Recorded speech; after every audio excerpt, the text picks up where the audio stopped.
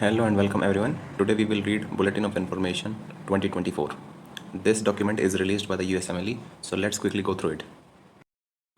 You can jump to the topic of your interest using the timestamp I had given in the description down below.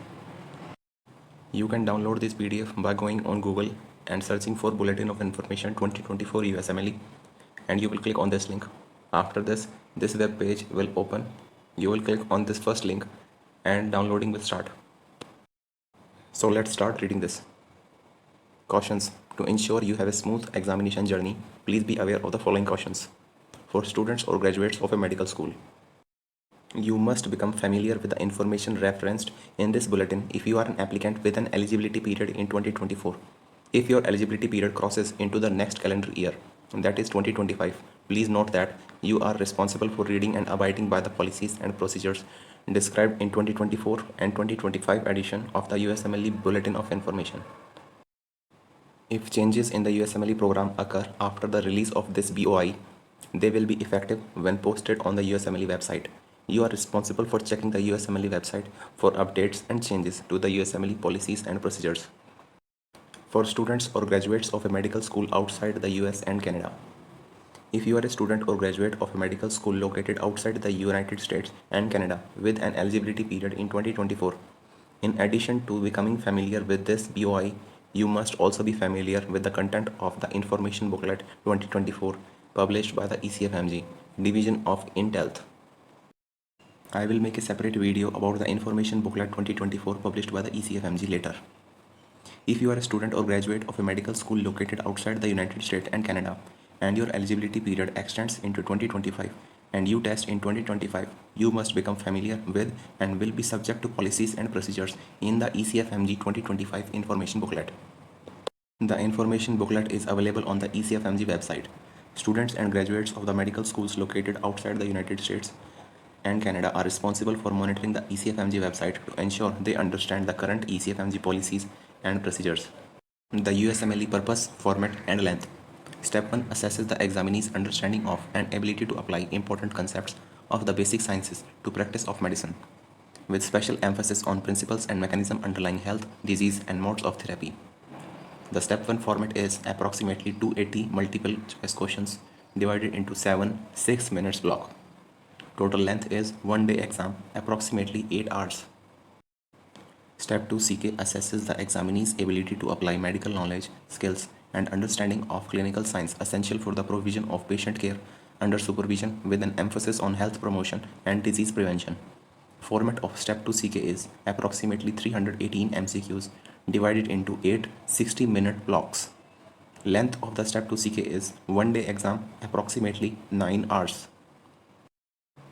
Step 3 assesses the examinee's ability to apply medical knowledge and understanding of biomedical and clinical science essential for the unsupervised practice of medicine with emphasis on patient management in ambulatory settings. On day 1, Foundations of Independent Practice FIP assesses the examinee's knowledge of basic medical and scientific principles essential for effective healthcare. Format of Step 3 Day 1 is approximately 232 MCQs divided into 6 60-minute blocks. Length is 1 day test session, approximately 7 hours. Day 2 of Step 3 is Advanced Clinical Medicine, assesses the examinee's ability to apply comprehensive knowledge of health and disease in the context of patient management and the evolving manifestation of disease over time. Its format is approximately 180 MCQs divided into 6 45-minute blocks and 13 computer-based case simulations. Each simulation is allotted a maximum of 10 or 20 minutes of real time. Its length is 1 day test session, approximately 9 hours. Sequence of steps. If you meet the eligibility requirements, you may take Step 1 and Step 2 CK in any sequence. You may take Step 3 only after passing Step 1 and Step 2 CK. How to prepare. Sample items are available free of charge on the USMLE website under the section titled Prepare for Your Exam. You may also view free learning resources via NBME unlocking assessment videos or purchase an online self-assessment by visiting the Taking an NBME assessment section of the NBME website. Practice materials and self-assessments are available to all USMLE examinees. Eligibility for USMLE Steps. Currently, medical education programs leading to the MD degree in Canada are accredited by LCME and CACMS. Effective July 1, 2025, CACMS will become the sole accrediting body for medical schools in Canada. When this change takes effect, it will likely modify USMLE registration and ECFMG certification requirements for students and graduates of Canadian medical schools. Who is eligible to take the USMLE? Step 1 and Step 2 CK. To be eligible, you must be in one of the following categories at the time you apply and on the day of your examination. A medical student officially enrolled in or a graduate of a US or Canadian medical school program leading to the MD degree that is accredited by the LCME, or a medical student officially enrolled in or a graduate of US medical school leading to the DO degree that is accredited by the COCA, a medical student officially enrolled in or a graduate of medical school that is outside the US and Canada listed in the World Directory of Medical Schools as meeting the ECFMG eligibility requirements and that meets the other eligibility criteria of the ECFMG. Eligibility requirements for Step 3 are passing scores on Step 1 and Step 2 CK and an MD or the DO degree from an LCME or COCA accredited US or Canadian medical school or equivalent of the MD degree from a medical school outside the US and Canada that is listed in the World Directory of Medical Schools as meeting ECFMG eligibility requirements and obtain ECFMG certification and meet all other criteria as listed in the USMLE Bulletin of Information. The USMLE program recommends that for Step 3 eligibility, applicants should have completed or be near completion of at least one PG training year in an accredited US graduate medical education program that meets state board licensing requirements. Change in eligibility status. If your eligibility for a step changes after you submit your application but before your scheduled test date, you must promptly notify the organization that registered you for your examination. If you take a step for which you are not eligible, results for that examination may not be reported, or if previously reported, may be cancelled at the discretion of the USMLE program. If you are dismissed or withdrawn from the medical school, you are not eligible for USMLE, even if you are appealing the school's decision or otherwise contesting your status.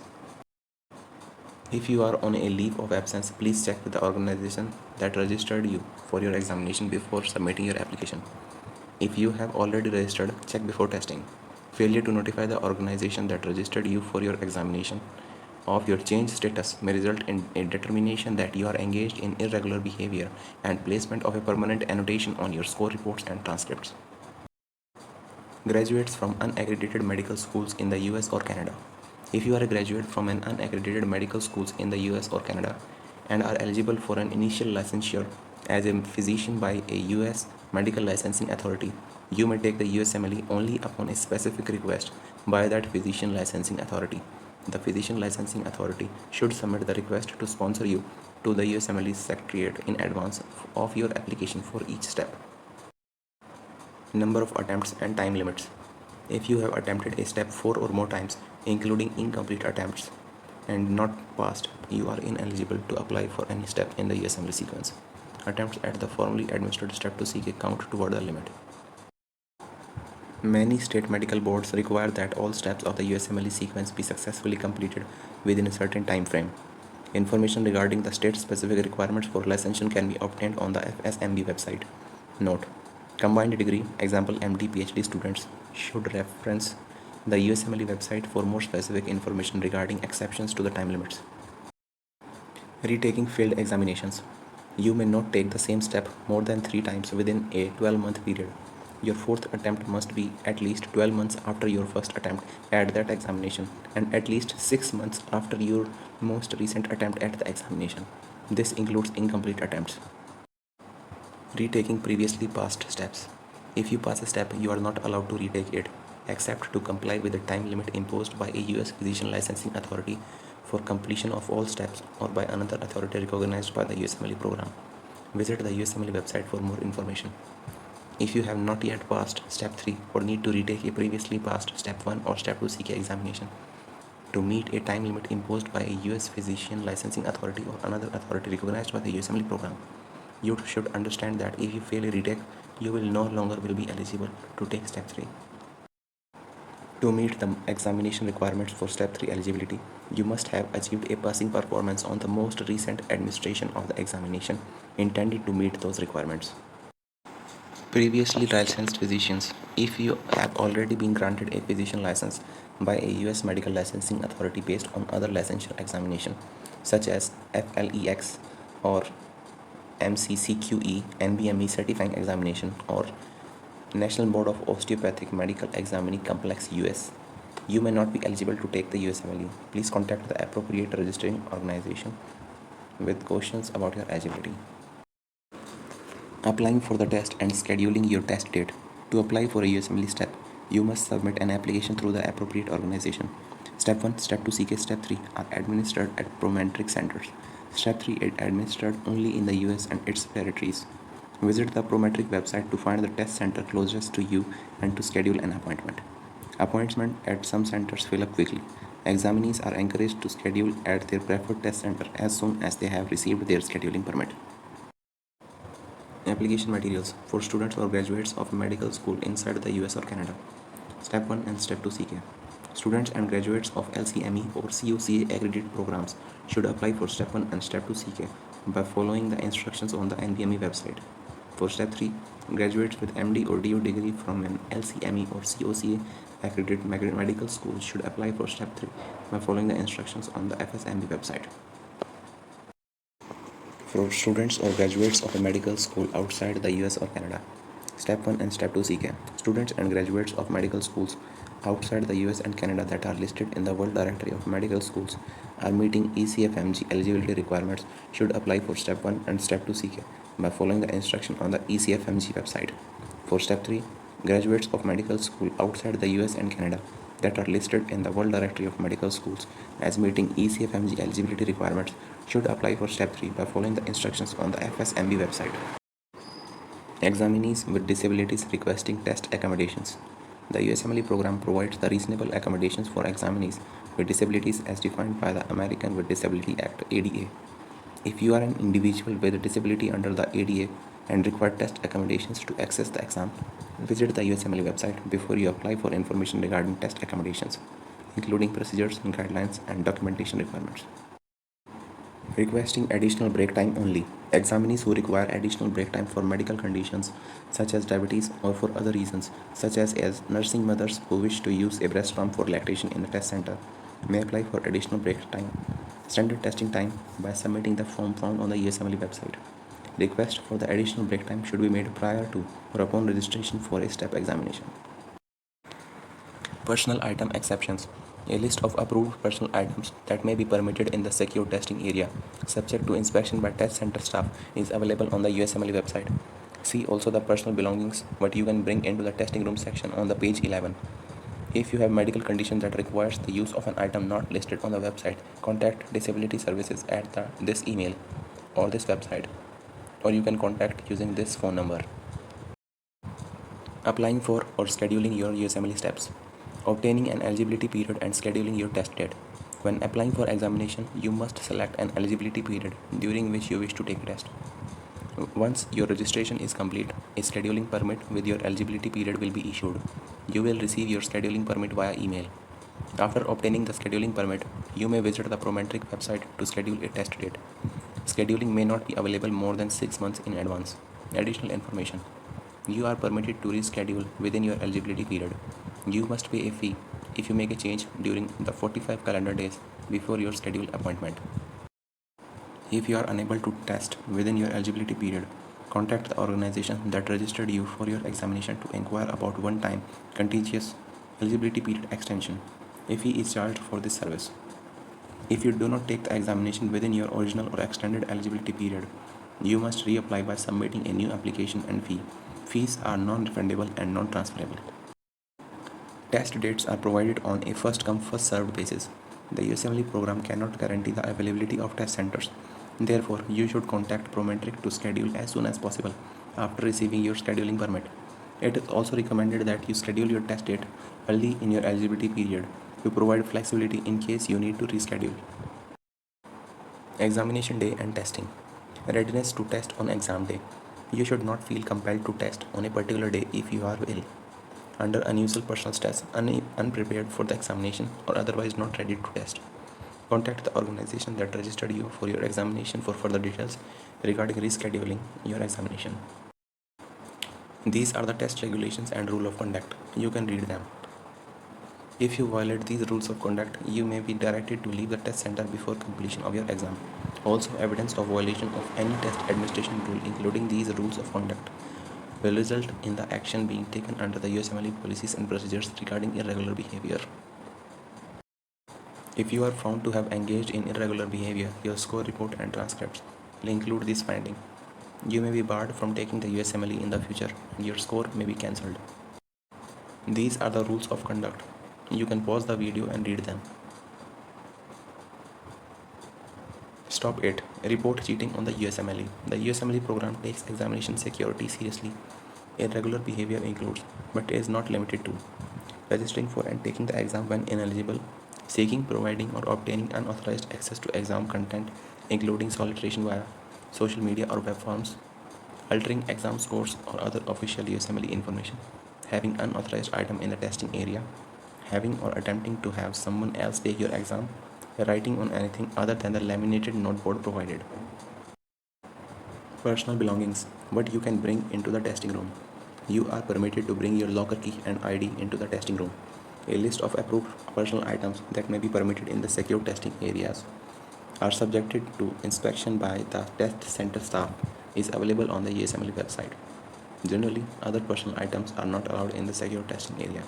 Exceptions to this policy may be made in certain limited circumstances. Admission to the test. Checking procedures. You should arrive at the test center at least 30 minutes prior to your scheduled testing appointment. If you arrive after your appointment time, you may not be admitted. If you arrive more than 30 minutes after your scheduled testing appointment, you will not be admitted and must pay a fee to reschedule your test. Your rescheduled test date must fall within your eligibility period. When you arrive at the test center, you must present a paper or electronic copy of your scheduling permit and a valid unexpired government issued photo identification. Please review your scheduling permit for additional identification requirements. Acceptable forms of unexpired identification include passport, driving license with photograph, national identity card, other forms of unexpired government issue identification. Your name, as it appears on your scheduling permit, must exactly match the name on your form of identification. The only acceptable differences are variation in capitalization, presence of a middle name, middle initial or suffix on one document, and its absence on the other, or the presence of middle name on one and the middle name on the other. The name of your identification must appear in Latin alphabets, that is, in English language letters. If the name of your identification and scheduling permit differ, contact the organization that registered you for your exam immediately. Your identification must contain both your signature and a recent photograph. Please review your scheduling permit for additional details. If you do not bring your scheduling permit in paper or electronic via smartphone and acceptable identification on each day of your exam, you will not be admitted to the test and will be required to pay a fee to reschedule your test. Your rescheduled test date must fall within your eligibility period. These are the security procedures. About the break time. Your test session is scheduled for a fixed amount of time, and the computer keeps track of the time allotted for each block and for each breaks. At the start of the testing session, you have a total of 45 minutes of break time for authorized breaks and for computer transition between blocks. Authorized breaks include any time you spend between test blocks, whether you remain at your seat or leave the testing room. If you complete the tutorial or other testing blocks early, the remaining time will be added to your total break time. Once you begin a testing block, you may not leave the room, except in the event of emergency. If you leave the room for your personal emergency, you are not on an authorized break. The block and the daytime clock will continue to run, and the test center will report the incident to the USMLE program. Additionally, the unauthorized break screen described in the examination tutorial will appear on the monitor after a defined period of inactivity. After the unauthorized break screen appears, you need to enter your CIN to continue with the examination. Each time you leave the testing room, test center staff will record the time in and out. You must present your identification each time on your return from a break. If you exceed your allocated break time, the excess will be deducted from your total testing time. Use the time summary feature explained in the tutorial on your test day to keep track of your time. Starting and completing the test. Once you enter your CIN and launch the examination, you cannot cancel or reschedule that examination. The test session ends when you have started and exited all blocks or the total time expires. You will receive a printout at checkout indicating that you have taken your STEP exam. Unanticipated testing conditions. You can read these conditions.